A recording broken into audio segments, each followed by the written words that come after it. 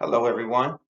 My name is Jared Oubre, and I'll be presenting from our new book of research, The Art and Science of Teaching by Robert J. Marzano. In Chapter 8, I'll focus on implementing rules and procedures, as well as providing ways to use wickedness and staying alert within your classroom. We want to target students that do follow the rules and give them positive reinforcements. We want to target students that don't follow the rules and give them ways to redirect their behavior. We want to show ways in this chapter of creating those rules and procedures that will help the school year flow successfully. So again, if you're looking in our new book of research, you will be looking at Chapter 8, Implementing Rules and Procedures. Thank you.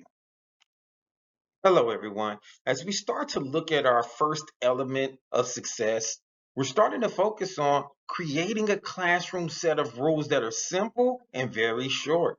Marzano focuses on maybe only 5 to 6 rules. And as you see on my screen here, maybe a poster of those rules like listen and don't run. These are some of those basic rules for every classroom. But then we start to allow students to add rules and maybe model or showcase some of those rules and ways to follow them. We also want to use symbols and posters. Some of those symbols could be simple like a red light, green light, yellow light when moving through different procedures in the classroom. And the last thing Marzano focused on is setting up those procedures, those methods that you want to use to help you as you're moving through the year, when maybe you're doing an experiment or maybe you're doing a gallery walk. You have those different procedures that must be used to keep equipment and safety at top priority. Element 34 focuses on the physical layout of the classroom. How will you set up your small groups and where will they be located? Where will your materials be that students use on a day-to-day basis? And how will you display student work? All of these things matter heavily when you're dealing with classroom procedures, rules, and methods of engagement. When you're dealing with supplies that could possibly be dangerous.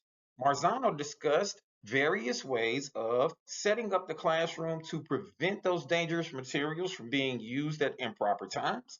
And also, how will you organize small group areas to be able to pull those students to re-examine the teak that they may have fell short on? Are you displaying your student work? If you notice at the top of my screen, a teacher created this exemplar works area on her wall. And this was to start the school year, just to show the kids that if you excel at a high level, I will display your exemplar materials. Also, looking at the bottom of the screen, wow, those extension cords, something major on the junior high level that we deal with a lot. How will you organize your classroom and make sure that you have proper extensions for students using technology and making sure our digital materials are working effectively? Your classroom layout is a big important idea that you must take care of starting the year, during the year, and as the year progresses. In the final portion of my presentation today, I'll be focusing on element 35, 36, and 37. Element 35, described by Marzano, discusses quadrants of the classroom and putting percentages in time that you have been in certain areas of your classroom. We always have a old way of stating it is if you can reach your arms out and you can't touch a kid, then they're not close enough. So you want to practice moving around the classroom and be proactive, not reactive. Make sure your seating charts are set up correctly. Make sure you've previously looked at behavior plans or behavior referrals that you know how to group kids correctly. Check out those BIPs.